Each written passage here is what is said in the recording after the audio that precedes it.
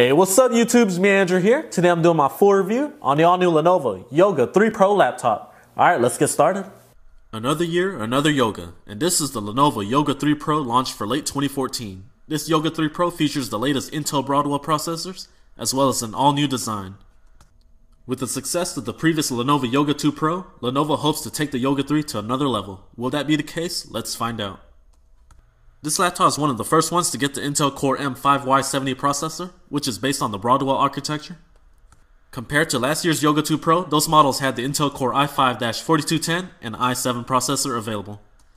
Alright, let's jump to the specs now. This laptop features 8GB of DDR3 RAM, a 13.3-inch high-definition 10-point multi-touch display with a resolution of 3200 by 1800, a 256GB solid-state drive, an Intel HD Graphics 5300.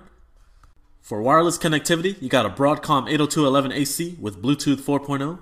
This laptop runs Microsoft Windows 8.1, and the retail price is starting at $12.99 US. Let's go ahead and kick off this review by talking about the design and build quality. On top, you got that plastic finish that is very similar to last year's model. Here goes your watch band inspired hinge, which Lenovo claims is crafted from 813 individual pieces of aluminum and steel. And on the bottom, you get that same plastic finish just like on top. Alright, let's go ahead and take a look at the internal of the laptop. There goes that beautiful QHD display. For 2014, you get the all-new soft touch feel right here, surrounding the keyboard and the trackpad, which feels very nice. This laptop weighs 2.6 pounds compared to the previous version, which clocked in at 3.1 pounds. And its thickest point is 0.5 inches compared to last year's Yoga 2 Pro, which was 0.61 inches. With the laptop being so thin and light, let's go ahead and test out the durability of the display and surrounding areas. As you can see here, there's a lot of flex.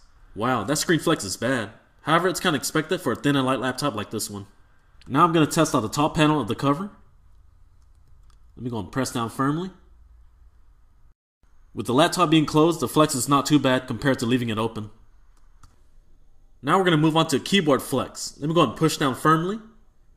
As you can see here, the weakest point is the middle section. However, the flex is not too bad compared to some other laptops I've tested. With the all-new watch band hinge, only time will tell how durable it is after years of use. For a thin and light laptop, you get a decent amount of ports here. On the left, you got your AC charging port, USB 3.0 port, micro HDMI port, and an SD card reader. For the right side, you got an additional USB 3.0 port, an audio combo jack, volume up and volume down rocker, orientation lock, lenovo button, which can be used to access the recovery system, and your power button with an LED status indicator. The Lenovo Yoga series is a very popular line of laptops because of the multiple modes you can use. Let me go and break down the 4 modes. The first mode obviously is your laptop mode, followed by your stand mode. Here you can show off your presentations with style.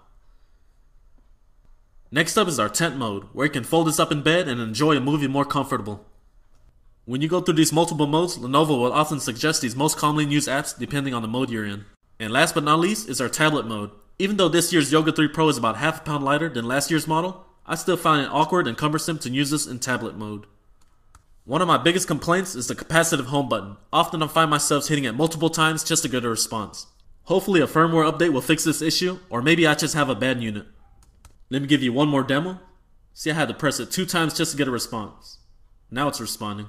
The Yoga 3 Pro features a gorgeous 13.3-inch IPS display with a resolution of 3200 by 1800. The colors and text look sharp and vibrant. Last year's Yoga 2 Pro had a fantastic display as well, with the exception of the mustard yellow color reproduction.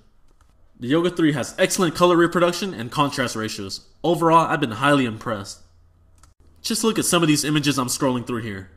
Don't they look breathtaking? Look at that, that looks amazing. Thank you Samsung and Lenovo for giving us a high quality display. For the Adobe sRGB, I got a score of 96%, which is a very high score that just screams quality. And for the Adobe RGB, I got a score of 74%. Again, excellent scores for an excellent panel. This section I'm going to give you a demo of the text here. Let me go and zoom in. As you can see, the text is very sharp. Let me zoom out a little bit so you can see the difference. So how does this panel compare to the 15-inch MacBook Pro Retina, which features a 2880 by 1800 panel, compared to the Yoga 3 Pro, which features a 3200 by 1800 panel? In terms of color accuracy and contrast, I would rank these two panels neck and neck. with the exception of text scaling, which OS X handles much better than Windows 8. However, Windows 10 should be able to handle those text scaling much better. To avoid having some small text images on some of your applications, I would recommend setting your text at 200%. To test the viewing angles on this 13.3-inch IPS display, we're going to rotate the laptop to the left. As you can see here, it's still very visible, thanks to its IPS technology. The only knock I have on this panel, it is sometimes too reflective compared to the MacBook Pro Retina. Let's go ahead and tilt the display all the way back. Since this is a Yoga laptop, it'll go all the way down. And that's at 100% right there. The touchscreen performance on this 13.3-inch 10-point multi-touch display has been very good. As you can see here, it's highly responsive to the touch. Let me go and scroll up and down. So far, very smooth. The multi-touch gestures and overall screen performance has been excellent. Overall, great job, Lenovo. The keyboard on the Yoga 3 Pro feels fairly comfortable and easy to type on. However, the key travel is slightly shorter than last year's Yoga 2 Pro. With that being said, this keyboard is pretty good considering how thin and light this Ultrabook is. Let me give you a demo of the key travel. As you can see here, the key travel is adequate. This keyboard is also backlit, but there's only one option, either on or off. I just wish Lenovo had multiple brightness options. The Synaptics trackpad on this laptop has been very precise. Let me go and show you it in action. Two-finger scrolling was smooth as butter, but multi-touch gestures were the complete opposite. Often I would find myself readjusting too many times with multi-touch. And occasionally some clicks would not register when I click on them. However, for the most part, this trackpad works good. One of the biggest changes to the Yoga 3 Pro is the processor. This year you get the Intel Core M5Y70, which is based off the Broadwell architecture. Compared to the previous Yoga 2 Pro, those models had the Intel Core i5-4210U or the i7-4510U, which was based off the Haswell architecture. The thermal design power of the new Intel Core M is 4.5 watts, compared to last year's model, which ran at 15 watts. This 5Y70 is clocked at 1.1 GHz, but can turbo boost up to 2.6 GHz. So how's the performance of the new 5Y70? During my tests with normal productivity like word processing, watching 1080p videos, to editing photos on Adobe Photoshop, this computer ran fine. With that being said, I did notice some CPU and GPU throttling on some of the benchmarks that I was running. However, for normal productivity, you won't notice too much of a slowdown compared to last year's Yoga 2 Pro. For better performance, I would recommend waiting for the Yoga 3 Pro with the Intel Core M5Y71, which features the same clock speed of 1.1 GHz, but it can turbo boost up to 2.9 GHz. Next up, let's take a look at some Geekbench 3 results for the Intel Core M5Y70.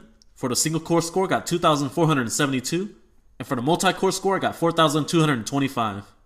So how does that compare to the Yoga 2 Pro, which had the Intel Core i5-4210U?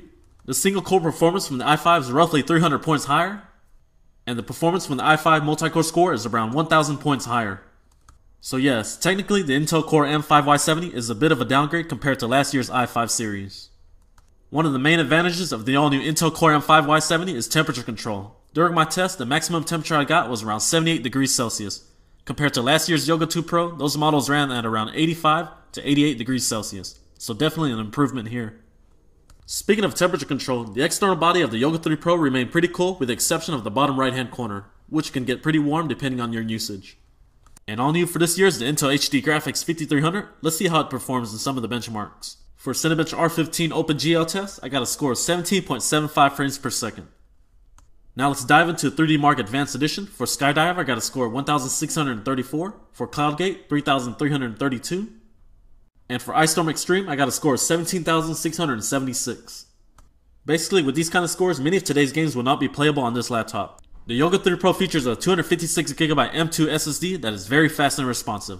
Just look at these speeds on this benchmark. For the sequential read speed, I got 461.9 megabytes a second, and for the sequential write speed, I got 394.9 megabytes a second.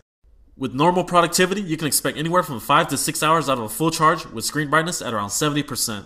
I just wish I was able to get more since these are the latest Broadwell processors. All new for this year is JBL audio speakers. There are two speakers facing in the bottom, and they sound pretty good compared to last year's model, which were mediocre compared to these. And next up we got the internal components of the new Yoga 3 Pro. As you can see, the battery takes almost all the space inside. Let me go and break them down for you. Here goes your 256GB M2 SSD that can be upgraded in the future. 8GB of soldered on RAM. Followed by your Broadcom 802.11ac with Bluetooth 4.0. This wireless card has been performing flawlessly. I have not had any troubles with connections or speed tests. Overall, great performance from this wireless card. Wait a minute, isn't the Intel Core M5Y70 Broadwell series supposed to be fanless? Nope, not in this laptop. Lenovo chose to keep a small fan running during high CPU usage to keep the temperatures down. The fan is fairly quiet for the most part, however, during heavy CPU usage, you can hear it running. With an all-new thin and light design, the Yoga 3 offers good performance on the go, however, battery performance could be better. Again, if you want the best performance of the Yoga 3 Pro, I would recommend waiting for the Intel Core M5Y71, which has a turbo boost up to 2.9 GHz. The base model starts at $1299 and comes with a 256GB SSD, and you can jump up to the 512GB SSD for $1499 US. You also get 3 colors to choose from: golden, light silver, and orange. These laptops are available now from lenovo.com or your local Best Buy. Alright, this completes my full review on the all-new Yoga Pro 3. If you enjoyed this video, please be sure to hit that like button, and please subscribe for more upcoming videos just like this one. Alright, thanks for watching, and I'll see you in the next one. Peace.